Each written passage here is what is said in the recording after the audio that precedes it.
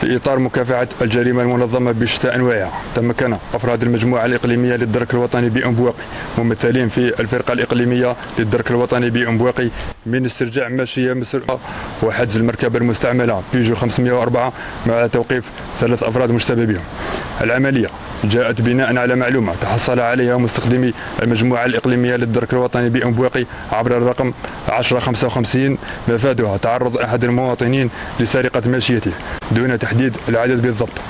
على إثرها وتحت الإشراف الشخصي لقائد المجموعة الإقليمية للدرك الوطني بأنبواقي تم تفعيل مخطط السد الشامل مع وضع خطة محكمة لتوقيف الفاعلين، أين تم تحديد المكان تواجد الماشية المسروقة كاملة والمقدرة ب10 رؤوس ماشية وحجز المركبة من نوع بيجو 504 مع توقيف الفاعلين 3 أفراد مشتبه بهم.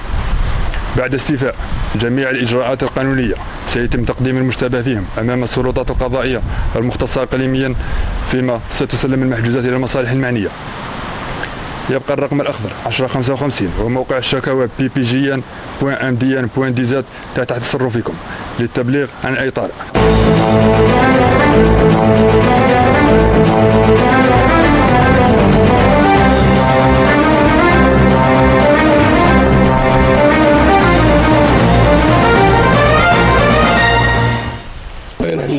الحمد لله أنا رزقي راه ورجع مات.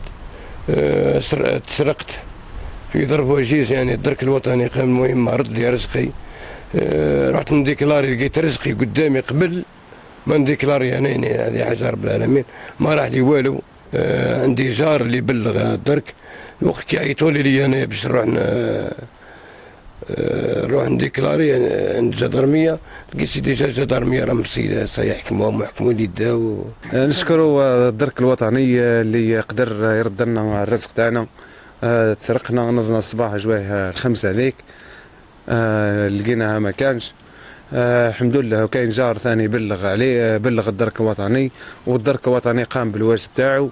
والاخر وعيتون في ظرف قصير، ونشكرهم على كل حال.